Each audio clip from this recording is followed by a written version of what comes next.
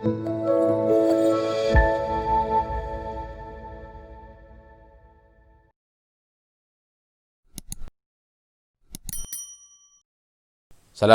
warahmatullahi wabarakatuh.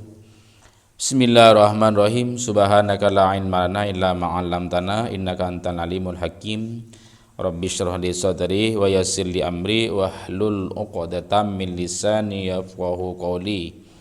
Rabbi zidna ilma warzuqna fahman wa rizqan wasi'an halalan thayyiban mubarakan.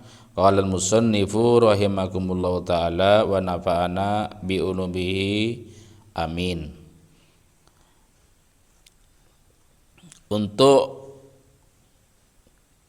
pembacaan kitab malam ini kita melanjutkan pembacaan Muraqil Mubtiyah. Bismillahirrahmanirrahim. Innal alimah idza taraka wajiban aw fa'ala muharraman wa yu'adzibuhu Allah ta'ala ay yakuna ta'dibuhu ta'ala lahu tathiran lahu. Sesungguhnya orang yang alim bila meninggalkan sebuah kewajiban atau melakukan hal yang diharamkan dan kemudian oleh Allah disiksa, maka siksaan Allah itu merupakan mensucikan bagi orang yang alim itu. Lain halnya dengan orang yang goblok, bodoh, megala kok kelero ira torot ya Allah taala semacam tak ada apa-apa. Ini bahaya, sebenarnya bahaya. Kalau orang alim, orang soleh sekali tergelincir itu dapat teguran dari Allah Subhanahu wa taala karena memang dikehendaki untuk baik. Kan banyak kan fakta-fakta ustadz, kiai, selalu ada cobaan pada fisiknya, pada keluarganya, pada hartanya, ada saja. Sekali melakukan kesalahan oleh Allah langsung dikasih teguran. Karena tujuan Allah mensucikan beliau, orang yang soleh atau orang yang alim itu. Kadza qala ba'dhum, begitu keterangan seperti yang pernah diucapkan oleh sebagian ulama. Wa ala hadzal ma'na ma yuqalu zabaniyatu tasra'u lil ulama'i ghairal amina qabla abdatil ausan. Dan atas pengertian ini tidak diucapkan zabaniyah itu segera menuju pada orang-orang yang alim selain yang mengamalkannya sebelum menuju pada orang yang menyembah berhala. Sebab itu lebih cepat kepada orang yang alim yang tidak mengamalkan ilmunya. Tapi bukan berarti orang yang alim yang tidak mengamalkan ilmunya itu lebih rendah daripada orang yang bodoh, bukan.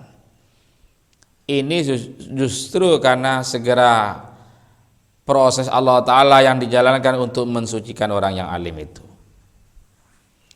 Kamaruya anin Nabi sallallahu alaihi wasallam, seperti yang diriwayatkan dari Nabi Muhammad sallallahu alaihi wasallam.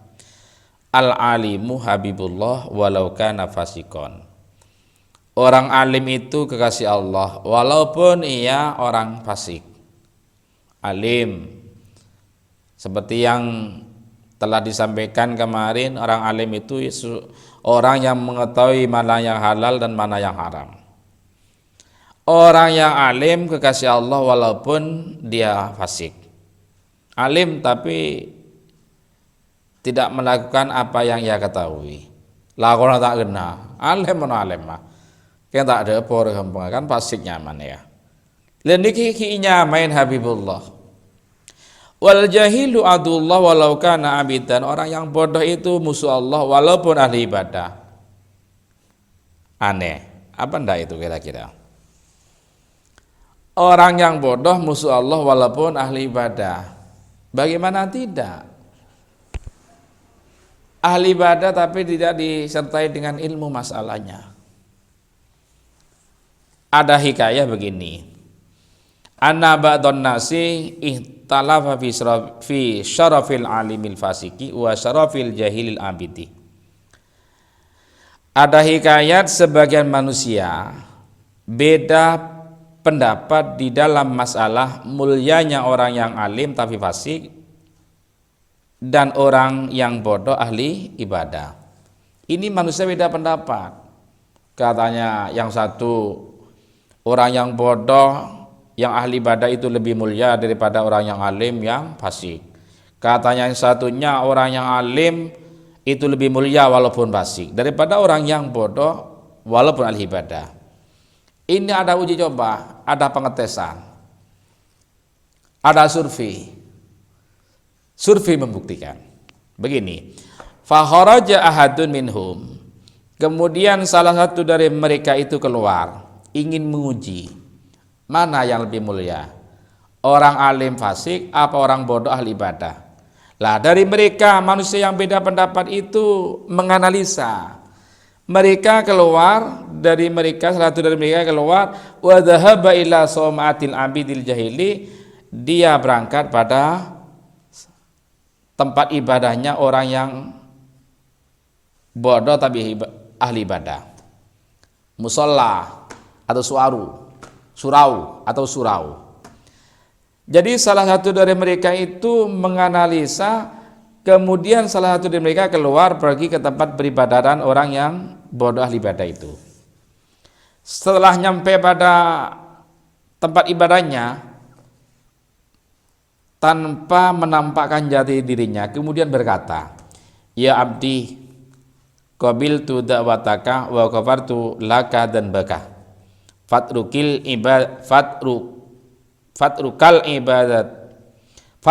ibadata wastarih.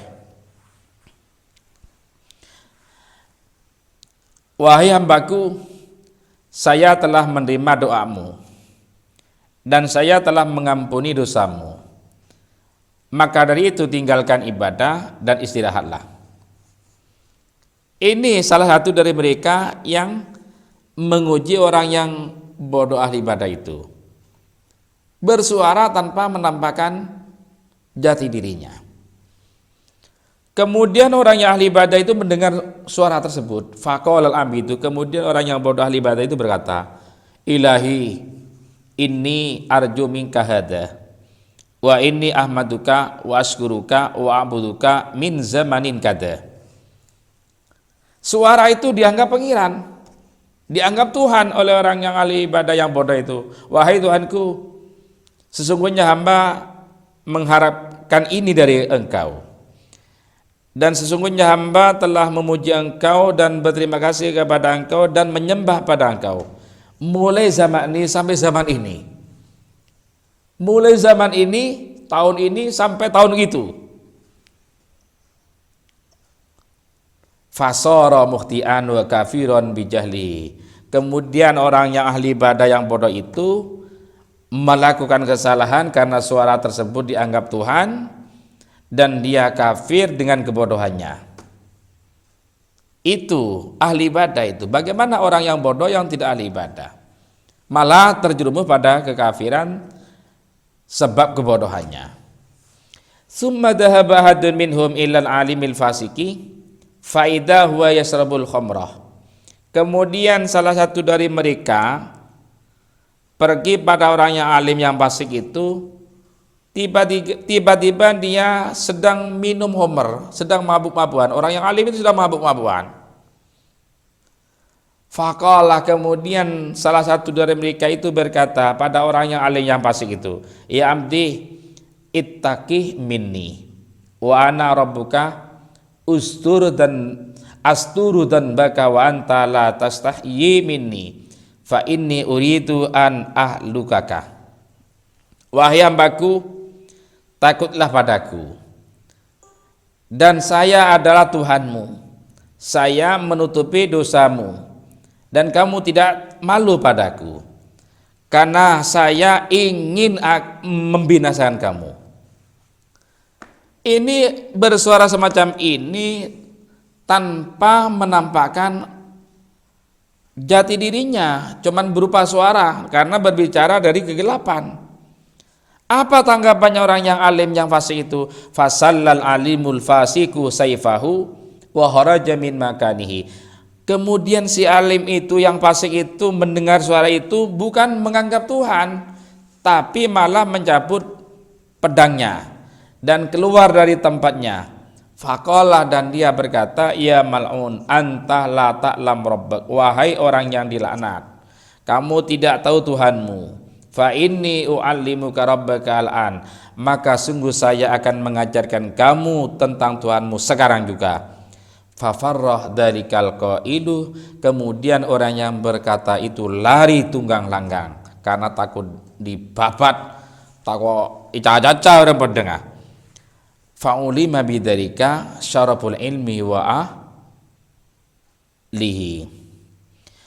Dari kisah itu, dari hikayat itu bisa diketahui mulianya ilmu dan mulianya orang yang ahli ilmu.